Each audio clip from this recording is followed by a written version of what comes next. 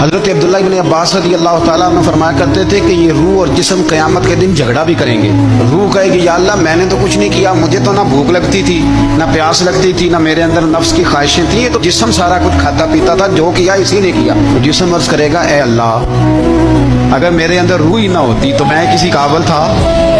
یہ تھی تو بھوک لگتی تھی، یہ موجود تھی تو پیاس لگتی تھی، یہ موجود تھی، تو روح اور جسم جھگڑا کریں۔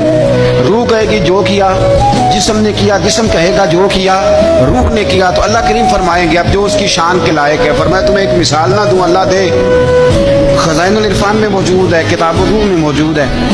اللہ فرمائے گا ایک بندہ لنگڑا تھا اور ایک اندھا تھا، دونوں باغ میں جا رہے تھے، تو وہ جو لنگڑا تھا نا، معذور تھا، اپاہج تھا پیر سے، اسے پھل نظر آیا درخت پہ، تو وہ اندھے سے کہنے لگا اگر میرے پیر سلامت ہوتے تو میں پھل توڑتا پر مجھ سے چڑھا نہیں جائے گا۔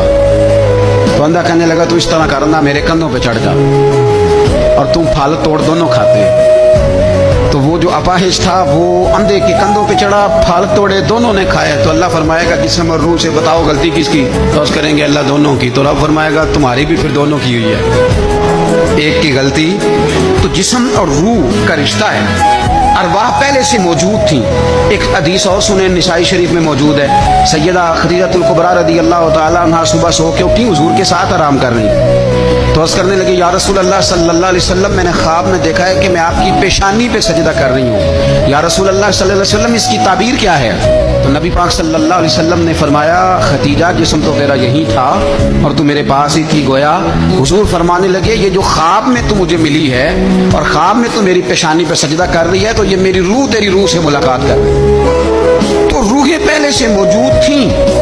روح کچھ دیر کے لیے جسم سے جدا ہوتی ہے جب موت آتی، پھر قبر میں لوٹائی جاتی ہے، بندے کو بٹھایا جاتا ہے اس کو سوالوں کے جوابات دینے، اور یہ موت کا سلسلہ تا صبح قیامت جاری رہے گا۔ ترمذی شریف میں موجود ہے جب جنتی جنت میں اور جہنمی جہنم میں چلے جائیں گے تو ایک مینڈے کو لا کے، بکرے کو لا کے ذبح کیا جائے گا، اور اب فرمائے گا یہ موت ہے، آج میں نے ذبح کر دی ہے، آج کے بعد کسی کو موت نہیں آئے گی۔ لیکن اس کے پہلے تک ہر ایک کو موت، حضرت اسرائیل کو بھی موت آئے گی، حضرت میکائیل کو بھی موت آئے۔ کیوں؟ اس لیے کہ اگر تھوڑی دیر کے لیے یہ موت کا ذائقہ مدینے والے رسول کی بارگاہ میں آیا ہے، اگر وہاں آیا ہے تو پھر کوئی بچے گا نہیں، اگر ان کے قدموں کو چومنے آئی ہے تو پھر یہ ہر جگہ آئے۔